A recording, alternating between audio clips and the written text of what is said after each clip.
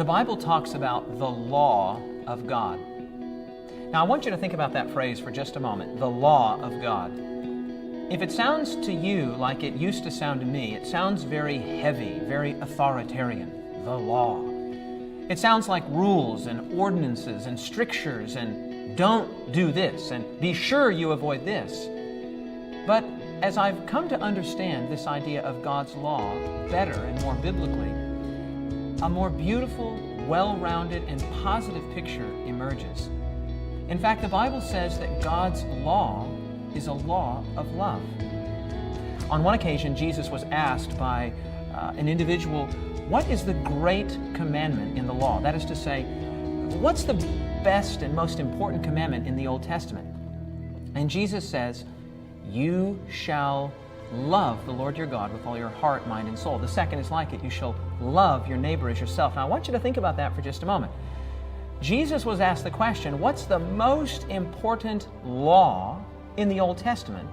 And Jesus' first three words are, you shall love. When we think about the word law, the first word that comes to mind is not usually love, but this is exactly the word that came to Jesus' mind, because the essence of God's law is in fact love. Now, when we look at the first four of the 10 commandments, Jesus said the great commandment is to love the Lord your God with all your heart, mind, and soul. It's very interesting, the picture that emerges. Let me just walk you through it quickly. The first commandment says, you shall have no other gods before me. Now think about that word, to have. To have reminds me of the day that I was married, April 4th, 1999, and one of the things that the minister said to my wife and I was, do you take this man to have and to hold? And to me, do you take this woman to be your lawfully wedded wife? To have and to hold.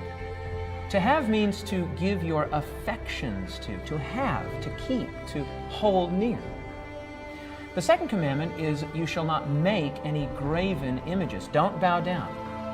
Now that's an interesting one, because what is it that you use to bow down with? Well, it's your body. What would you use to make an idol? That would be your body. And so here God is saying, don't use your body to give honor and affection to something else. Give me your honor and affection. I want your body as well.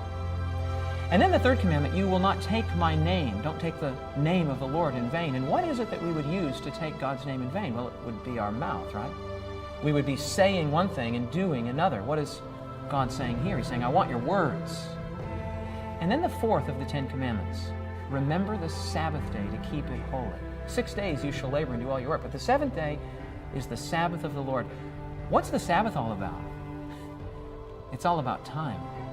Now think about those just first four commandments. God says, I want your affections, I want your body, I want your words, and I want your time.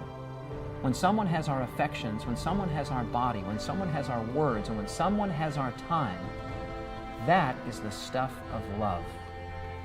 No wonder that this book says exactly that the great commandment, the most important commandment, is to love the Lord your God with all your heart, mind, and soul. And the second is like it.